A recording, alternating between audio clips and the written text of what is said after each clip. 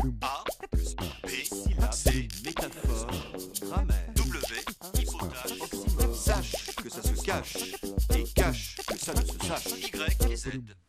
Un téléspectateur des Émirats Arabes Unis me demande d'expliquer la différence entre apporter et amener. Le bon usage n'est pas toujours arbitraire. Il s'explique souvent par l'histoire des mots. C'est le cas de la distinction entre apporter et amener.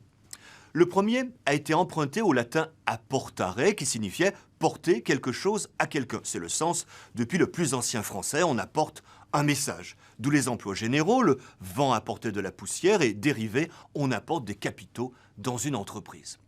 Dans tous les cas, l'objet du verbe apporter est un inanimé.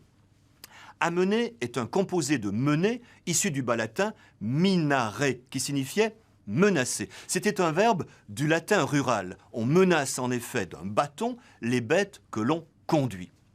Issu de ce minare, mener puis amener signifie en français accompagner un être doué de mouvement en le dirigeant vers un lieu. Docteur, je vous amène un malade. Un mandat d'amener.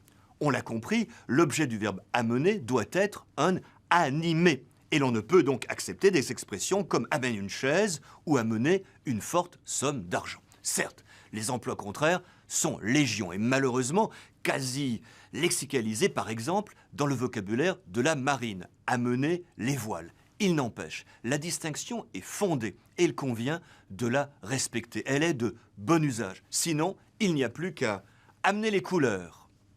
A plus B, C, métaphore, grammaire.